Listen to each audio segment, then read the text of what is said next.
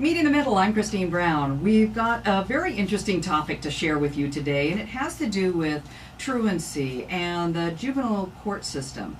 And my guest is Jackie Stam. Is that right, That's Jackie? correct. Mm-hmm. Jacqueline. Jackie, just Jackie. Yeah, good, okay. Jackie is a court commissioner. I probably should actually be calling you Commissioner Stam, shouldn't I? I mean, if I were before you in court, what would I call you? In court, you would be calling me Commissioner Stam. Okay, all right. So that means that she is a judge. She's not an elected judge, but she is appointed. You were appointed by who? That's correct. I'm appointed by the judges that sit on the bench. Oh, okay. And I serve at their pleasure, and as long as they believe that I am doing a good job, then I hopefully will be able to keep my job. Okay, and prior to that, you were an attorney in the Tri-Cities here for 18 years. That's correct. Okay. So the collection of the laws or the services that we want to talk about today are under this one umbrella, I'm thinking. It's called the BECA laws. Is that a fair characterization? That's correct. Yeah, and why were the BECA laws instituted? What happened? So the BECA laws were enacted in 1995. It happened to some parents of a 12-year-old girl who ran away, and she was truant. I believe it was up in Spokane. She was murdered. Her name was Rebecca Hedman, and her parents came to the legislature in 1995 and wanted to give courts tools to help parents help their kids, students and youth who were not going to school and who were not in the parental control of their parents. So her name was Rebecca, and that's now we've referred to this set of laws as the BECA laws.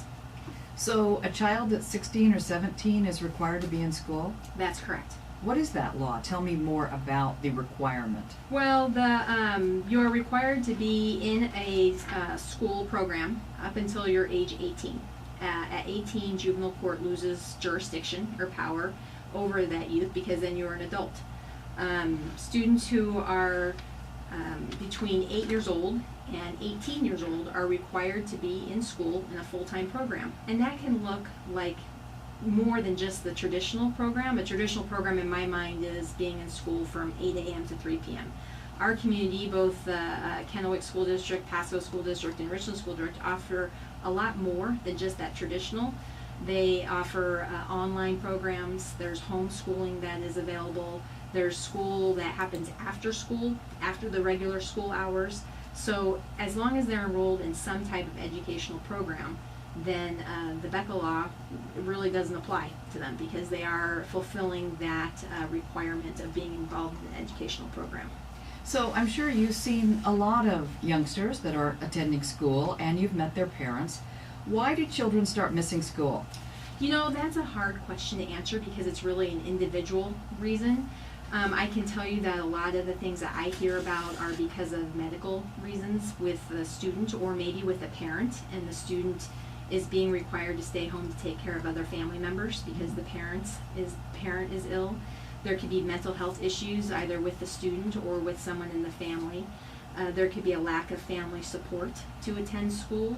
There could be a drug and alcohol problem either with the student or someone in the student's family. Once again, there's a lack of support for the student. There can be addiction problems in the home either with the student or with the family. There's a myriad of reasons why students aren't involved in school.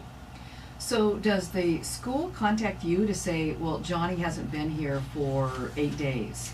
Or do parents contact you? How does it work? So the law is that the school has a responsibility to first, before they even get the court involved, to first work with the student and the family to try to avert court. Court is pretty much the last option. Mm-hmm. So when a student misses 7 unexcused absences in 1 month or 10 unexcused absences in a year, the school is then required to come to court. But before they get to that point, the school is required to try to make contact with the parent, to try to meet with the parents and have a meeting with the parents to offer alternatives to the student to alleviate this problem and try to work with the family as best possible. If that is not successful, then the student is often referred to a truancy board. And a truancy board is a community volunteers that come. They meet once a week, both in Benton counties and Franklin counties. And it's a third person. It's a person who meets with the student and the family. The school representative is not present. The The volunteer is given information about not going to school, and they try to problem solve with the student and the family about why school is not a priority, what is preventing school from being a success, why are you not there? And that's what we're focusing on. We're not focusing on grades or anything like that. We're just focusing on your presence at school. So you go to the truancy board, and as a result of that, there are normally an agreed order and hopefully some problem solving. And a lot of times, I would say, I don't have specifics, but I would say about half times, that solves the problem right there. These volunteers that are on the truancy boards, they're from the community. They're not necessarily educational people, but they're just volunteers that can meet for about an hour to 2 hours once a week in the evenings. And since I'm talking about the truancy board, Franklin County or Pasco School District is always looking for bilingual volunteers, because that's always a big need, particularly in Franklin County. But that's what they do. They try to problem solve. If that is not successful, or an order is entered and the student continues to miss school, that's when a truancy petition is then filed and the court becomes involved. And basically what I say to the student is, I say the school is asking that I sign an order that makes you responsible for going to school. If I sign this order and it's not followed, then there will be consequences.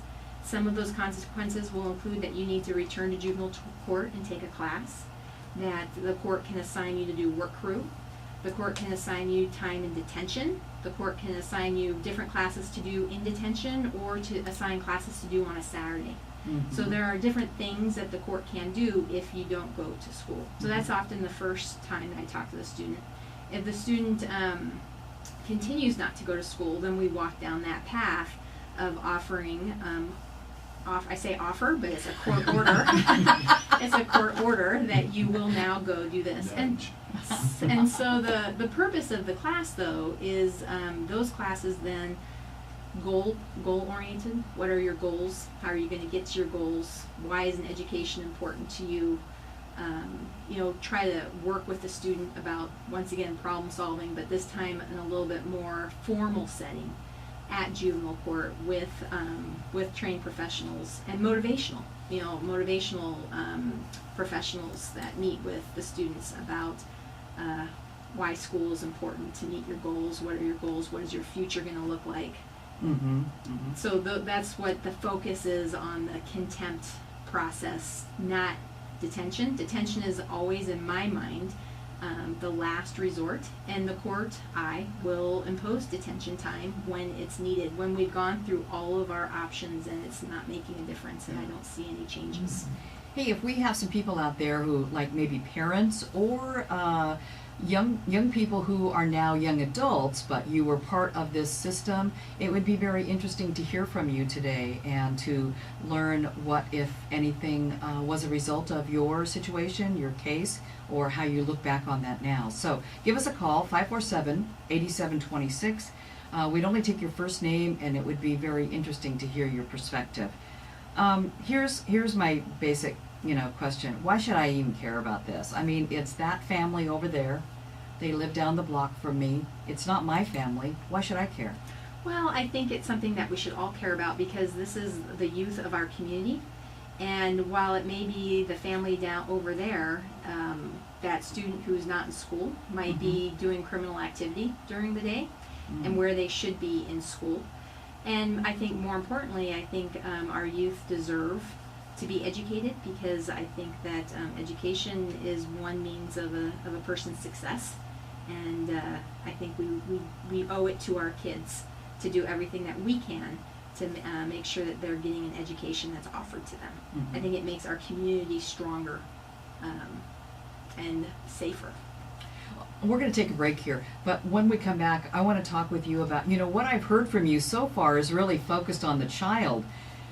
But what if the problem is keeping the parents' feet to the fire, because they are the ones that control or don't control the child? We're back in a moment. This is News Talk 870. I'm Christine Brown. The program is called Meet in the Middle. My guest right now is Jackie Stam. She is a court commissioner for the Benton Franklin County Court System, and you work primarily in juvenile, or do you cover a wide variety of cases? I also do family law cases and a paternity docket, and I fill in for other commissioners when they are not available. So I kind of do a little bit of everything related to family law and juvenile court. So what do you do with parents that are not that aren't part of the program? So that don't want to work the program? So parents of students of any age can also be brought before me by the school. The school would file a petition about the youth not going to the school. The same requirements: 7 unexcused absences in a month, 10 unexcused absences in a year, school year. The school then must try to talk to the parents, and if they are unsuccessful with that, they can file a petition. And what I say to the parents is the school is asking that I sign an order that makes you responsible for making sure that your child gets to school on time, because tardy is a part of this order as well, and presence, being there at school. And if I sign this order and it's not followed, then the penalty can be a $25 per day for each unexcused absences from this point forward.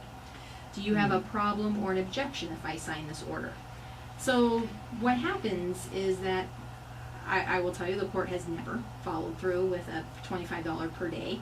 The court can also order that the parent have a meeting with the school, and can tell the parent, you have to have a meeting with the school within so many days. Or I can order that they can do some help at the school. I will ask the school if there's anything at the school that they can do in the classroom or at the school, and sometimes I'm given options of what the parent can maybe do just to be at the school. But that is, I don't have the power or their jurisdiction to really do, to order the parent. I can't order the parent to go to jail. I can't order the parent to serve time on work crew. So it's a monetary penalty. Wow. So it's the most you can do is $25 a day. Right. Yeah. Right. So before, I don't want this to get away from us, because I want to hear from you about some success cases. I mean, hopefully I just see this whole system really supporting and wanting children to be going to school, and we have so many ways that we're working at doing that. Tell me it works. It does work, and we have high school graduations coming up next week, and there will be many students who have been on a truancy petition and now no longer are on a truancy petition and will be graduating. There will be some students who are currently on a truancy petition but have been successful in meeting their class requirements and getting their class credits accomplished before graduation date, and they will be graduating. I had some young person in my courtroom just a few weeks ago who was able to, if they put their nose to the ground and went to school for the rest of the school year, would be able to graduate with their class. So hopefully our talks motivated that student to continue on. One of the things that I can do is order additional tutoring time. If they're not going to school but they tell me they want to go to school, I can order tutoring hours. And so that's another option. Do you keep track of any of this information in terms of the number of cases that come before you and the number that have successful graduations? Yes. Well, a student may continue to go to school until 18, but that doesn't mean that they're necessarily going to graduate. Well, at 18, the juvenile court loses the power to have any control over that student. So you're keeping him in school until 18. Correct. Okay. Correct. Well, and that's good. Well, yeah. But I do think at that point in time, hopefully the message has been received, and hopefully there's been a program identified that the student can be successful at. And because there are so many different options available now, that traditional school doesn't work for every student, right. And I get that. But there are options available, and there's no excuse, in my opinion, there's no excuse not to be involved in some opportunity to get your education. Mm-hmm. Reminder, that phone number, 547-8726. If you have dealt with truancy court or petitions or any of this at all, or if you've heard anything about it, it would be interesting to hear your perspective. So give us a call and join our conversation. So, Jackie, what have you experienced to be the greatest challenges for young people and when they're not successful in staying in school? I mean, I you know? like, once again, I think it's an individual Oh. problem. I think, sometimes there's drug and alcohol that they need to get that resolved first before they can be successful in the school program. They need family support. Those are the biggest things, and I guess in my personal opinion. But I think once they have that, they can get back on track and they can be successful. Mhm. We also have a program at juvenile court. It's called the At-Risk Youth Program. And if a student is out of the home for more than 72 hours, or they're out of the parental control of their parents, or there is a serious drug and alcohol problem, the parent can come to juvenile court and ask the court for a petition, which would be an order. If the court finds that one of those three things are present, then the court can sign an order and support the parent in trying to get services for the child or for the family. So is that a child who's run away? And that would then authorize the police to pick up that child? It doesn't really have much to do with that.